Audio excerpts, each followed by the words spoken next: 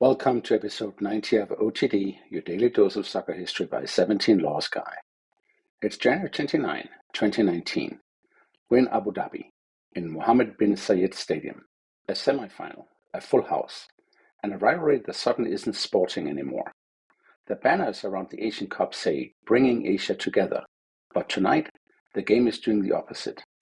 Because on this day in 2019, Qatar and the United Arab Emirates don't just meet in a tournament, they collide inside a political blockade.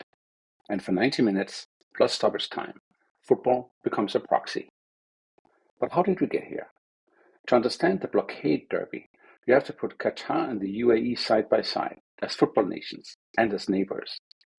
Both are young states, born into modern independence in the early 1970s. Both built football cultures in the shadow of bigger regional powers. Both used the Gulf Cup as a proving ground, a tournament where bragging rights travel faster than trophies. But the football identities diverged. The UAE had an early peak, 1990, qualified for the World Cup.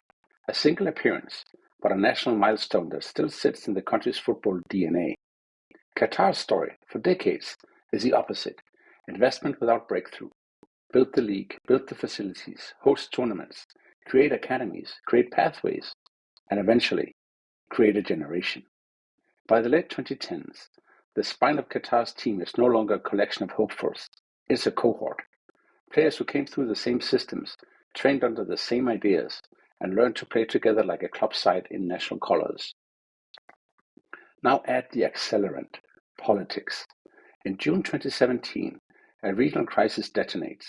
Saudi Arabia, the UAE, Bahrain, and Egypt sever diplomatic ties with Qatar and impose a land, air, and sea blockade. In football terms, that's not abstract. It's travel, it's logistics, it's who can enter which country and who can't. And by the time the 2019 Asian Cup kicks off in the UAE, the message is clear. Qatari fans can't travel. And in the UAE, even showing sympathy for Qatar is treated as a crime. So Qatar's players arrive not just as opponents, but as an unwanted presence. They even have to fly a longer route into the UAE via Kuwait. This is why the stadium is full, but not balanced. And it's why the atmosphere doesn't feel like a semi-final. It feels like a trial. The 2019 Asian Cup is hosted by the UAE, and the hosts are on a run. They survive a scare against Kyrgyzstan in the round of 16, extra time, drama, and pressure. Then they take out the defending champions Australia in the quarterfinal. A home semi-final is supposed to be the launch pad. Win it, reach the final, crown the tournament in your own stadiums. Qatar's path is different and colder. They top their group, which includes Saudi Arabia, another Blockade Derby. They beat the Saudis 2-0. Then the knockouts. Iraq in the round of 16, Qatar win 1-0. South Korea in the quarterfinal, Qatar win 1-0. And through it all, the most dangerous statistic in football is building. Qatar are winning. Qatar are not conceding. And Qatar are doing it in hostile stadiums. Which brings us to January 29. Almost 40,000 people in Abu Dhabi. Most of them there for one thing, to roar the host nation into a final. The anthems begin. And Qatar's anthem is drowned in booze. Then the game starts. And what happens next is the part that the politics didn't plan for. Qatar don't flinch. They're organized. They defend in blocks. They press like a unit. They look like they've rehearsed this moment. And then, the first cut. Gualem Kuki breaks forward and shoots. The ball slips under the goalkeeper's hands. 1-0 to Qatar.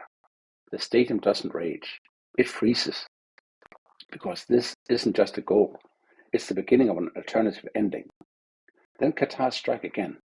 Almoez Ali, the tournament's top scorer, makes it 2-0. This is where the match becomes infamous. Because after the second goal, the missiles start.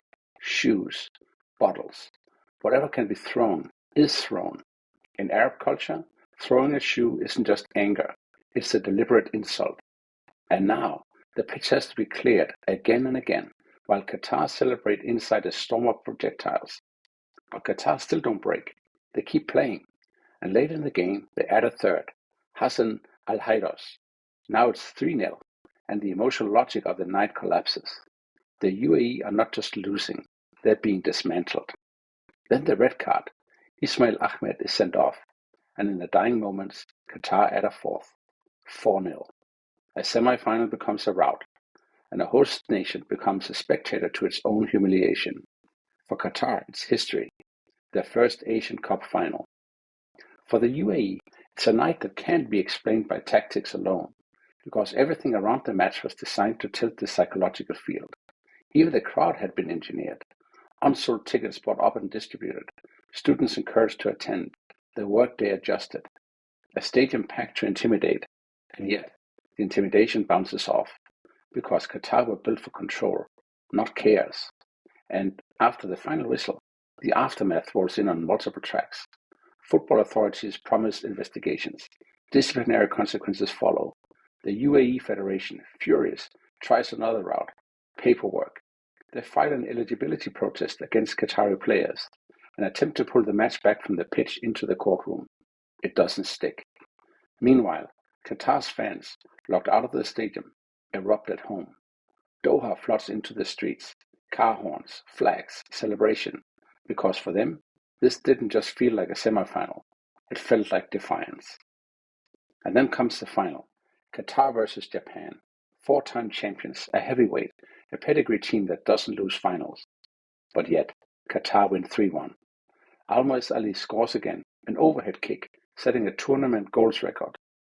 Abdulaziz Hatem adds another, and Akram Afif seals it with a late penalty. Qatar score 19 goals in the tournament. They concede one, Japan's goal. And suddenly the narrative flips. The team that couldn't bring fans, the team that walked into booze, the team that played inside a blockade, leaves the UAE as champions of Asia. Now zoom out, because the Blockade Derby didn't end in 2019. In 2021, the political crisis de-escalates, borders reopen, relations adjust, the region moves into a new phase. But rivalries don't reset like switches, they store memory. And this one stored everything. You can see it in what comes next. Qatar hosts the World Cup in 2022, a global stage under a global microscope. And then the two countries meet again in World Cup qualifying. For the 2026 World Cup, in the third round, the UAE smashed Qatar twice, including a 5-0 demolition that feels like revenge as much as result. But football has its own sense of timing, because when the qualification road reaches its playoff phase, Qatar get the one win that matters most. They beat the UAE 2-1 and qualify for the 2026 World Cup through the standard route for the first time. The UAE are pushed into the next round, and their campaign ends the cruelest way possible. A late, very late penalty sends Iraq through 17 minutes into stoppage time. So where does this all sit in Middle Eastern football lore? It sits in that intersection where football is never just football, where national identity travels with the kid, where politics shapes the crowd, and where a match becomes a referendum, and where a 4-0 semi-final can echo for years. What should we take away from January 29, 2019? As always, 3 points. First, football doesn't care about your atmosphere. You can pack a stadium, you can ban the other side's fans, you can weaponize the setting. But if the team on the pitch is calmer, cleaner, and better, the stadium becomes just background noise. Second, rivalry is a long game. The Blockade Derby wasn't a one-off, it became a storyline, and it kept writing chapters. Asian Cup glory, World Cup scrutiny, qualification revenge, and qualification redemption. Third, politics can enter football, but it can't control the ball, just like I touched upon in episode 6 when I spoke about West versus East Germany in 1974 during the Cold War. Because once the whistle goes, the game is still decided by decisions, shape, nerve, and finishing. And in 2019, Qatar were the adults in the room. On this day in 2019, the Blockade Derby didn't just produce a finalist. It produced a snapshot of how modern football works. The stands as a battleground, the pitch as the proof, and the scoreboard as the only verdict that survives the noise. That's all for episode 90 of OTD, your daily dose of soccer history. If you have ideas about a rivalry you think belongs in OTD, email me at otd@17lawsguy.com. Tomorrow, in episode 91, January 30, 1974, the passing of Jimmy Hogan, the Englishman whose idea helped shape modern football tactics. Stay tuned.